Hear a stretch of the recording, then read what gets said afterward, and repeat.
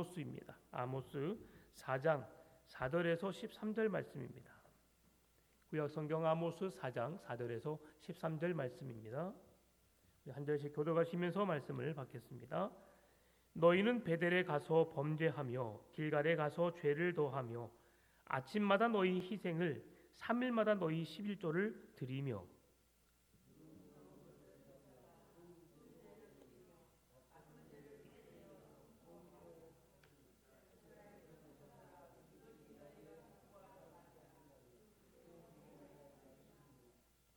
또 내가 너희 모든 성읍에서 너희 일을 깨끗하게 하며 너희의 각 처소에서 양식이 떨어지게 하였으나 너희가 내게로 돌아오지 아니하였느니라. 여호와의 말씀이니라.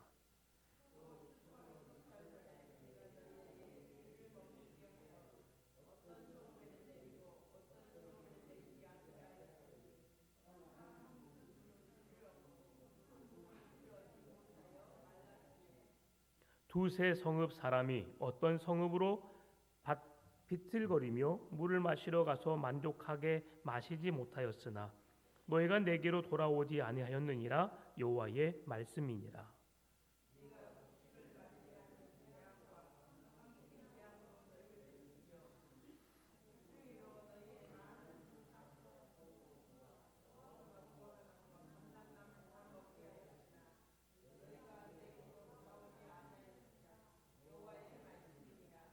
내가 너희 중에 전염병 보내기를 애굽에서 한 것처럼 하였으며 칼로 너희 청년들을 죽였으며 너희 말들을 노력하게 하며 너희 진영의 악취로 코를 찌르게 하였으나 너희가 내게로 돌아오지 아니하였느니라. 여호와의 말씀이니라.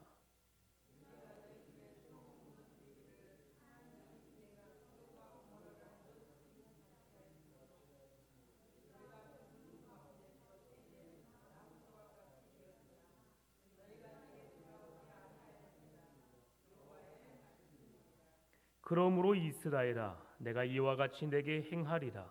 내가 이것을 내게 행하리니 이스라엘아, 내 하나님 만나기를 준비하라.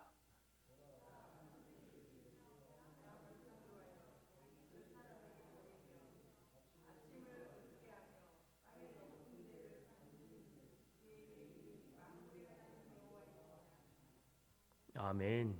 제대로 예물과 예배를 위해서 한 번 더 기도하겠습니다. 참 좋으신 아버지 하나님, 감사합니다. 우리에게 예수님을 만나게 하시고 그 의로운 믿음으로 서게 해주신 것을 감사합니다. 예수 그리스도의 이름에 구원이 있습니다. 능력이 있습니다. 늘 그 은혜로 살아가게 하여 주옵소서.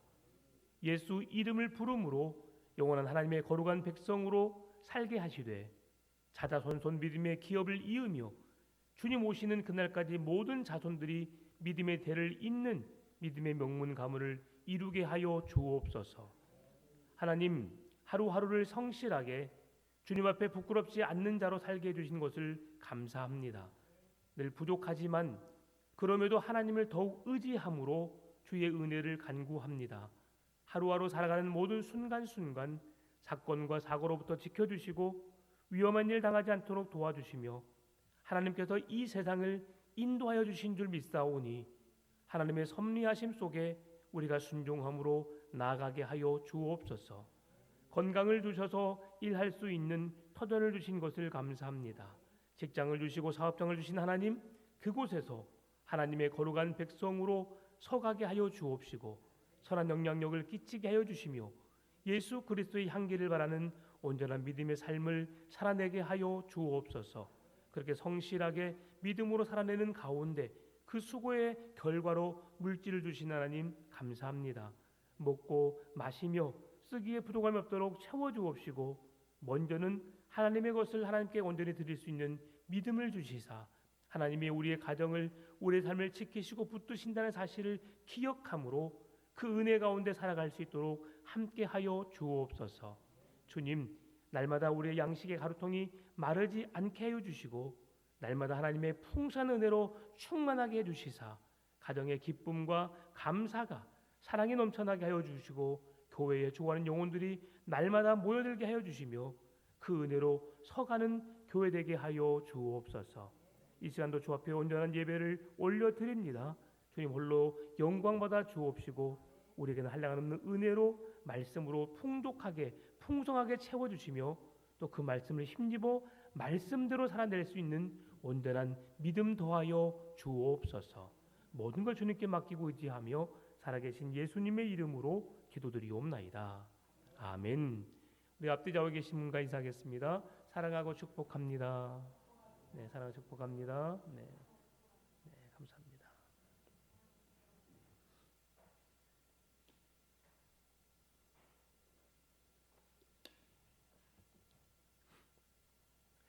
우리가 함께 읽은 아모스서는 총 세 부분으로 나누어집니다. 1장, 2장은 북이스라엘과 남유다를 포함한 8개의 국에 대한 심판의 메시지를 선포하고 있고요. 3장에서 6장은 북이스라엘에 대한 심판과 죄에 대한 회개를 촉구하는 내용입니다. 그리고 7장과 9장은 5가지 환상과 회복의 약속에 대해서 증거해 주고 있습니다. 하나님은 이스라엘 백성들을 심판하십니다. 그들을 꾸짖습니다. 왜 그렇습니까? 말씀대로 살지 않기 때문이지요. 그래서 말씀대로 살고 하나님이 베푸신 은혜 안에 거하게 하시기 위해서 하나님은 그들을 꾸짖기도 하시고 심판하시기도 하십니다. 그래서 아모스서는 다림줄로 그들의 신앙의 정도를 측량합니다. 얼마나 신앙이 있을까, 어떤 신앙의 모습으로 서 있을까를 다림줄에 대한 이야기로 그들의 신앙을 측정하는데요. 여전히 턱없이 부족한 그들의 신앙을 볼 수 있습니다.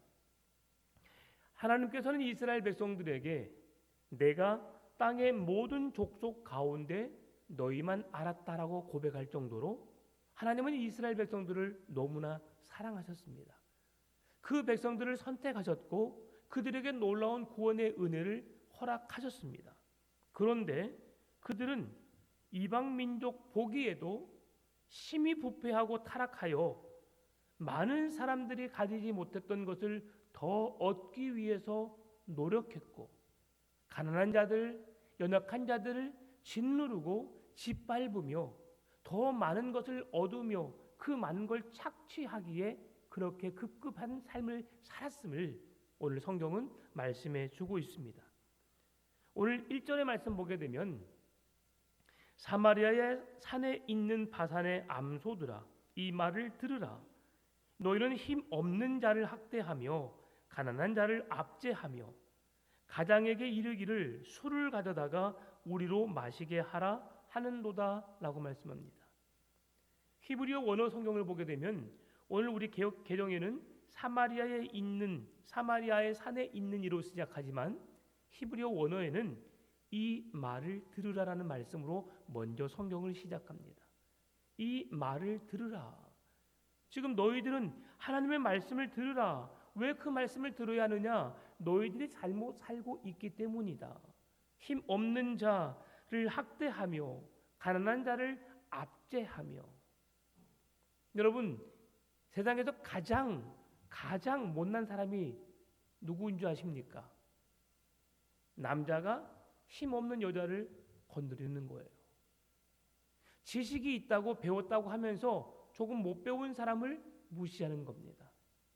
힘없는 자, 가지지 못한 자를 압제하고 억압하는 것이 가장 정말 쓸모없는 정말 그래서는 안 되는 인생을 살아가는 그들의 모습임을 우리에게 보여주고 있는데요. 지금 누가 그렇게 하고 있어요? 이스라엘 백성들 가운데 힘 있는 자, 권세 있는 자, 종교 지도자들, 제사장들 그 모든 이들이 이렇게 힘 없는 자들을 압제하고 가난한 자들을 학대하며 그들의 필요를 채워주는 자가 아니라 그들이 하나님의 은혜를 사모하는 자로 살게 하는 것이 아니라 그 이름으로 억누르고 짓누르고 짓밟는 삶을 살고 있음을 말씀해주고 있다는 사실입니다. 그래서 하나님은 이스라엘 백성들에게 먼저 이 말을 들으라라고 말씀하는 거죠. 하나님의 말씀을 듣는 것은 매우 중요합니다. 자녀가 부모의 말을 듣는 것 또한 중요하고요. 하나님의 백성이 하나님의 말씀을 듣는 것은 더더욱 중요합니다. 그 말씀을 듣지 않기 때문에 문제가 있는 겁니다. 여러분, 지금 이번 주에 어려운 문제가 지금 우리나라에 직면해 있습니다. 전 세계적으로 이슈화되고 있고 어려움에 연속된 삶을 살고 있습니다. 지금 대통령은, 국민의 힘은 국민의 소리를 들어야 합니다. 그들의 필요가 무엇인지, 그들이 원하는 것이 무엇인지 들어야 하는데 그 귀를 닫고 있습니다. 그 눈앞에서 다 보고 있음에도 불구하고 듣지 않습니다. 그러니 지금 문제는 더욱 심각해지는 것이죠.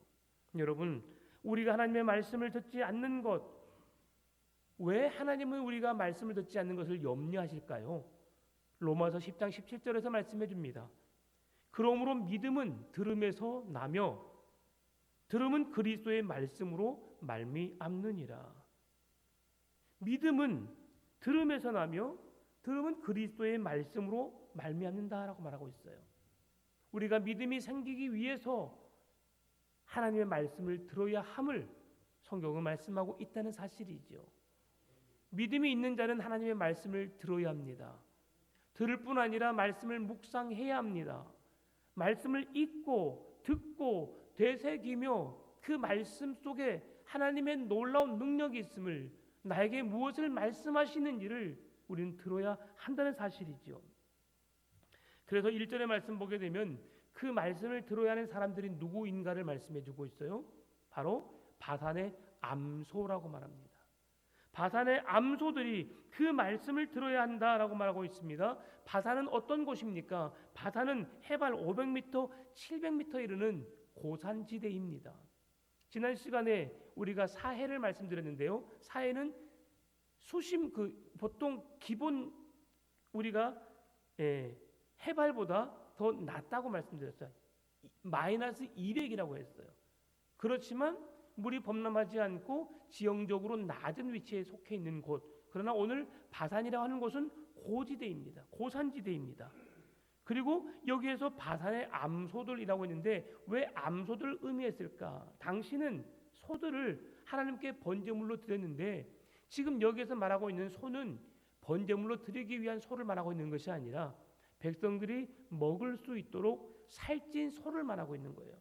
그래서 이 소들이 살찌고 기름지게 해서 당시 암소가 최상의 상품이 되게 하는 것. 그래서 이 바산의 암소는 가장 힘 있는 자를 상징적으로 말해주고 있는 겁니다. 최고의 상품, 가장 좋은 것이 바산의 암소들을 오늘 이 여인들로 비유하여서 그들을 표현하고 있는데, 그런데 그 힘 있는 자들, 가장 부유한 자들, 가장 아름다운 자들이 힘 없는 자들을 학대하고 있다라고 말하고 있는 것이죠. 힘 없는 자는 누구입니까? 세금조차 낼 수 없는 연약한 자라고 말할 수 있습니다. 그리고 가난한 자는 누구입니까? 자기의 돈으로 신발 한 컬레도 살 수 없을 만큼 정말 찢어지게 가난한 그 사람들을 말합니다. 그런데 그들을 압제하고 억압하고 있다고 말하고 있죠. 여러분, 신약 성경의 예수님은 고아와 과부를 돌아보는 것을 가장 기뻐하셨고요. 신약 성경, 구약 성경을 핵심으로 나누면 하나님을 사랑하고 내 이웃을 내 몸처럼 사랑하는 것이 주님의 첫 번째, 두 번째 계명임을 우리에게 말씀해 주고 있습니다.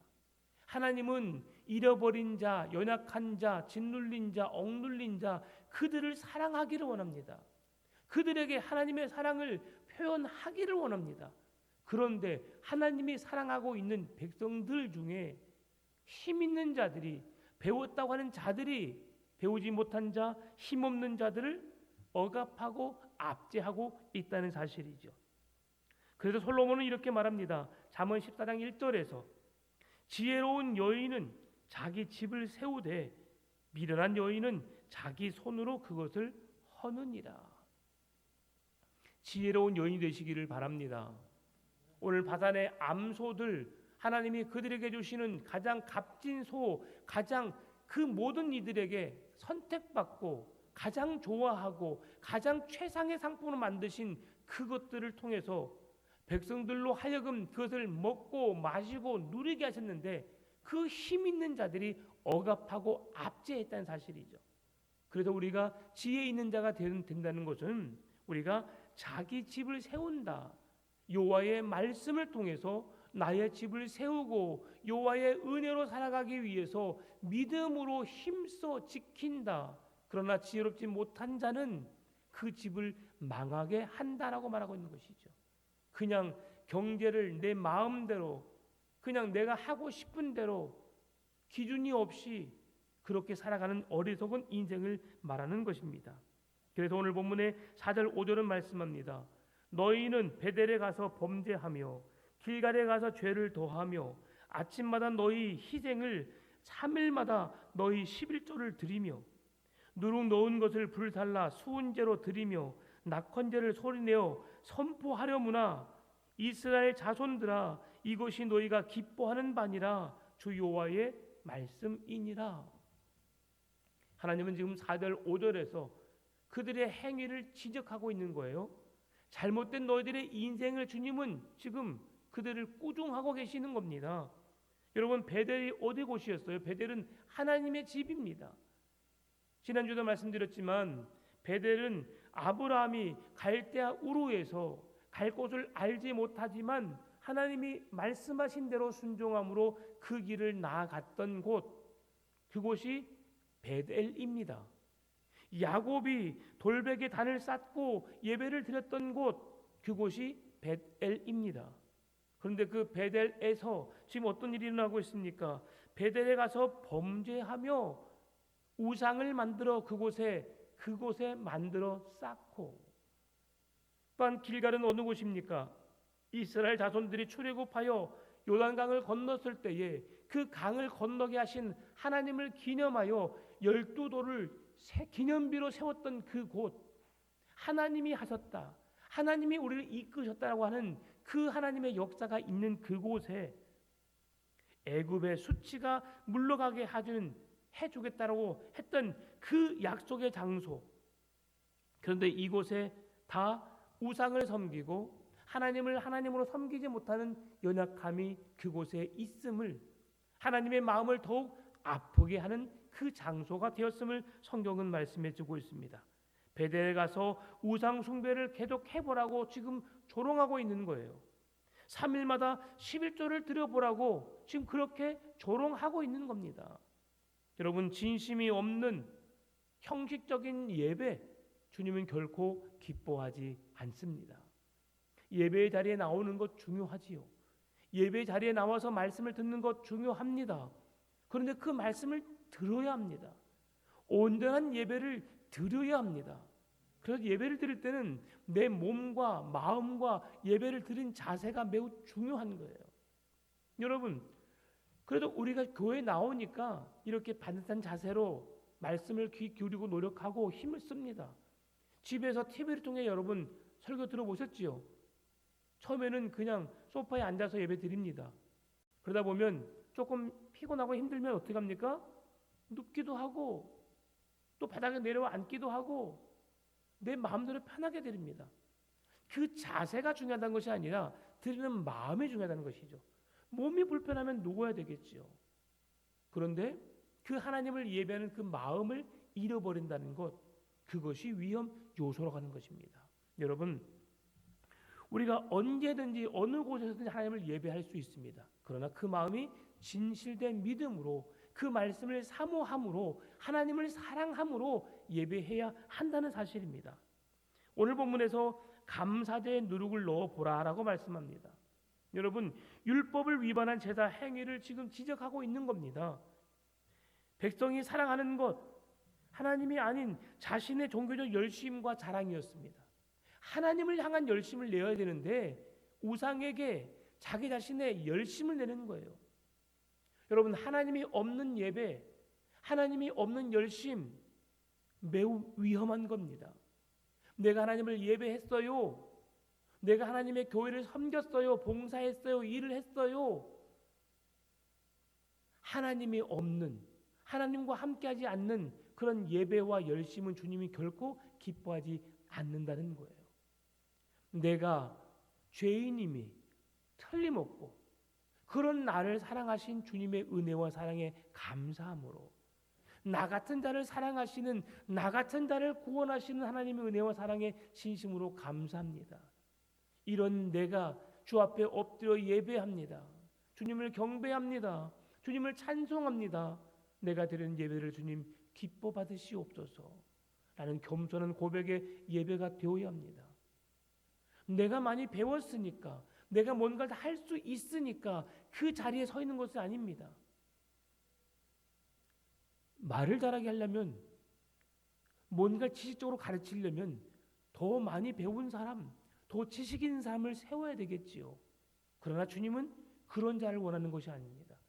그런 자가 정말 진심으로 성실하게 주님의 일을 하는 것을 기뻐하시고요.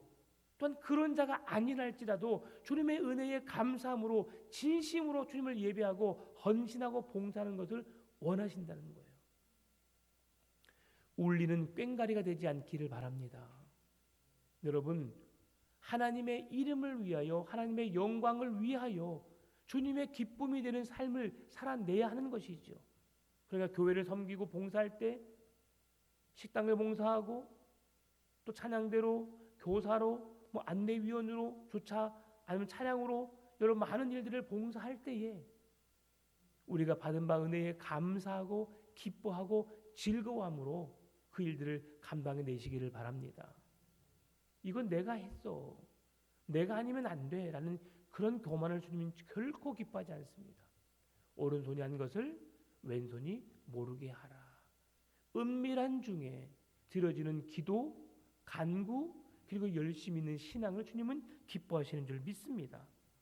오늘 본문에 여러분, 베델에 가서 우상으로 계속 섬겨보라고 말하면서 11조를 드리라고 말합니다. 11조를 며칠 한 번씩 드리라고요? 3일마다 드리라고 하는 거죠.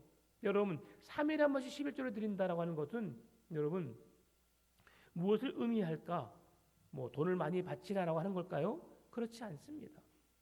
성경에서 말하고 있는 11조의 개념은 첫 번째 11조는 성막, 성전을 관리하는 데 드려지는 11조였습니다. 10의 1조 그리고 10의 2조는 성전의 일을 맡은 제사장들을 위해서 드려졌습니다.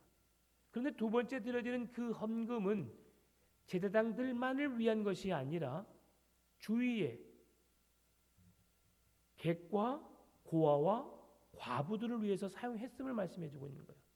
11조는 교회를 지키는 일에, 교회를 세우는 일에 사용되어져야 하고, 또한 레위인들이 먹고 살 수 있는 그런 삶을 위해서 제공되어야 하고, 객과 고아와 과부들을 돌보는 일에 쓰여져야 한다는 사실을 우리에게 보여주고 있습니다. 지금 우리 교회가 추구하고 있는 방향이 그것입니다. 선교와 구제에 힘쓰는 교회. 지금 주님이 주시는 11조를 통해서 하나님의 영광을 드러내기를 원하시는데 그 일이 무엇이냐? 교회가 교회로 바르게 세워지는 일에, 주의 종이 살아갈 수 있도록 생계를 유지하는 일에, 그리고 주의 이름으로 객과 고아와 과부를 돌보는 일에, 선교하고 구제하는 일에 힘쓰기를 주님은 원하신다는 거예요. 그런데 지금 그 헌금을 어떻게 하라? 한번 해봐라. 하나님이 받으시겠느냐?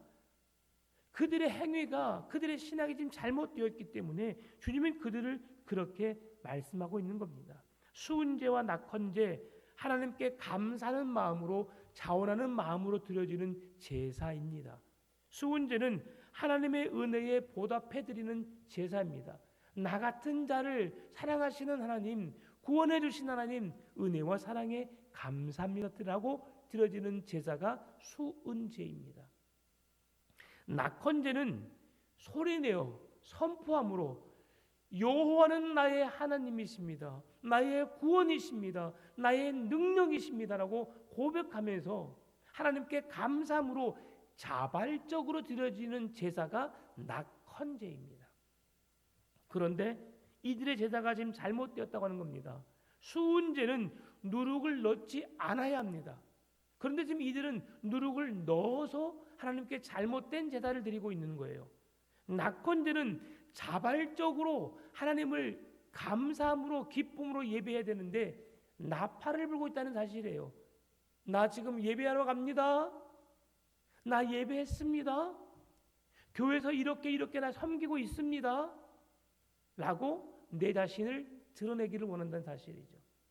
내가 아닌 하나님이 드러나야 하고 하나님이 영광 받으시는 삶을 살아내야 하는데 하나님이 서 계셔야 할 그 자리에 내가 서 있고 내 이름을 드러낸다는 사실이에요.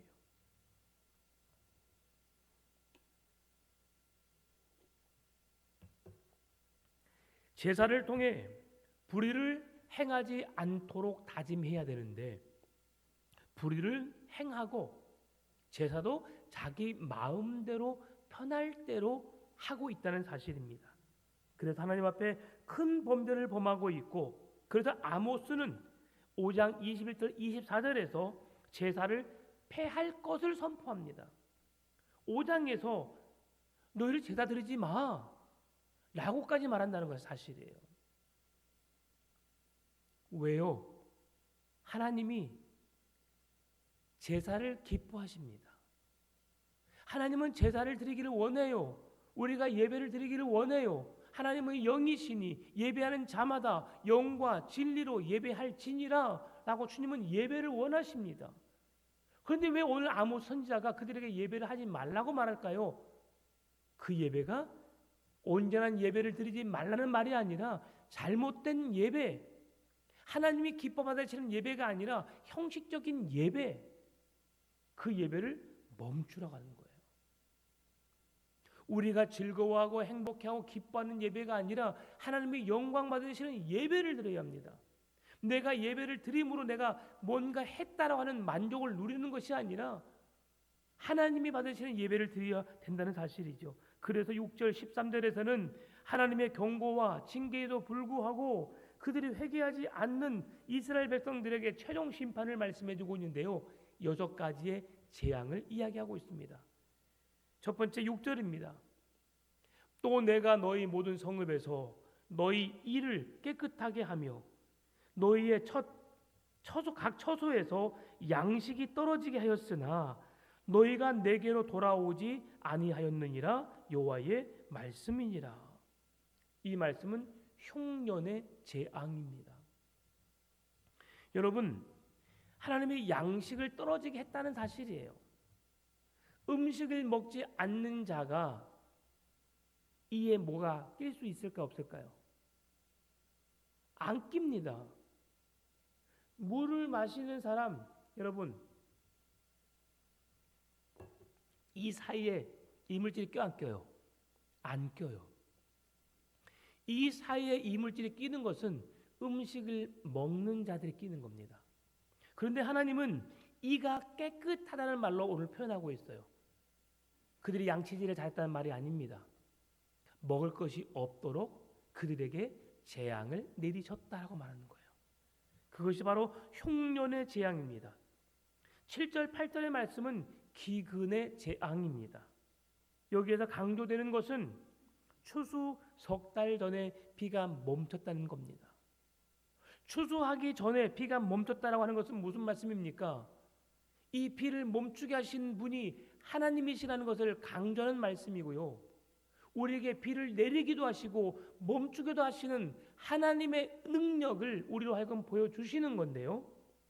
북이스라엘은 그렇게 넓은 지역이 아닙니다.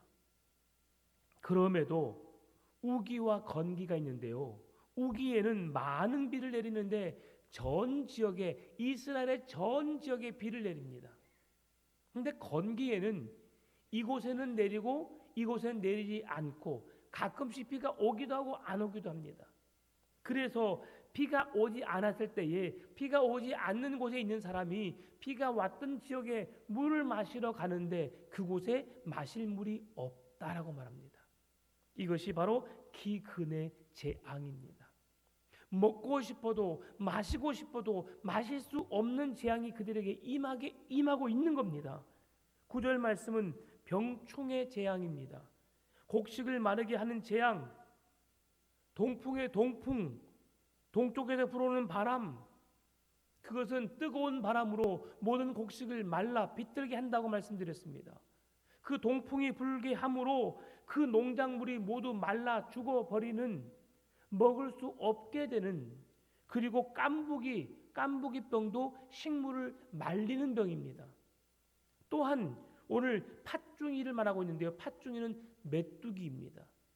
메뚜기 떼가 안 그래도 가뭄으로 인해서 지금 병충해로 인해서 말라 비뚤어져 가고 있는데 그 남아있는 식물마저도 메뚜기 떼가 엄습하여서 그 모든 남아있는 식물들을 먹어버렸다고 말씀하는 거죠. 여러분, 메뚜기 떼는 어마어마한 재앙입니다. 성경에서 애굽의 10가지 재앙 속에서도 메뚜기 떼를 보여주셨고요. 그리고 유럽 전 지역이 가끔 TV에나 여러분 나옵니다. 몇십 년 전에도 어느 한 지역을 메뚜기 떼가 출몰해 가지고 어마어마한 양을 다 해치웠다고 합니다. 그 영상 보니까 메뚜기 떼가 그냥 세상이 새카매요. 햇빛도 안 보여요. 그 정도로 많은 메뚜기가 바람을 타고 와서 그곳에 있는 모든 식물들을 금방 먹어버리는 거예요. 메뚜기가 얼마나 먹을까? 얼마 먹지 못할 것 같죠? 순식간입니다. 여러분, 벌레 농약하지 않고 채소를 키우면 어떻습니까? 벌레가 갈가 먹어요. 하루아침 보고 오면 옆에 조금 갈가 먹습니다. 근데 한 2, 3일 놔두면 어떻게 돼요? 잎이 그냥 지 마음대로 되어 있어요. 순식간 한두 마리만 벌레만 있어도 여러분 그러는데 때로 지어서 온다면 그들이 먹지 못하게 만든다는 사실이죠. 왜요? 그들이 말씀을 듣지 않기 때문이죠. 10절 말씀은 전염병 재앙입니다. 가축이 죽는, 병들어 죽게 되는 전염병이죠. 돌림병이죠. 전염성이 강해서 그 옆에 있는 자들 다 전염되어서 죽어가는 재앙을 말씀해주고 있습니다. 그것이 말들과 사람들에게, 젊은 사람들에게 그 재앙이 이어지게 됨을 말씀해주고 있는 거예요. 왜 젊은 사람에게 재앙이 임하게 될까요? 젊은 사람들에게 주어지는 재앙은, 하나님이 주신 축복은 그렇습니다. 자자손손 하나님의 기업을 잇는 복을 주신다는 건 뭐냐면, 태문을 여시고 자녀가 양육되어지고 성장해서 어른이 되고 또 자녀를 출산하고 가정의 번식을 그렇게 이루어내는 걸 말씀하는데, 그 자녀들을 모조리 그렇게 전염병에 죽게 한다는 사실은 대를 잇는 축복을 잊지 못하게 하시겠다는 사실이에요. 이어지는 11절은 지진 재앙입니다. 소돔과 고모라에 하늘에서 유황불이 떨어졌지만 지금 이스라엘 백성들은 불 붙는 데서 꺼낸 나무와 같은 그런 존재가 될 것을 말씀하고 있습니다. 그러면서 오늘 12절 13절이 말씀해 주는데요, 오늘 본문의 핵심입니다. 우리 같이 읽어볼까요? 그러므로 이스라엘아, 내가 이와 같이 내게 행하리라.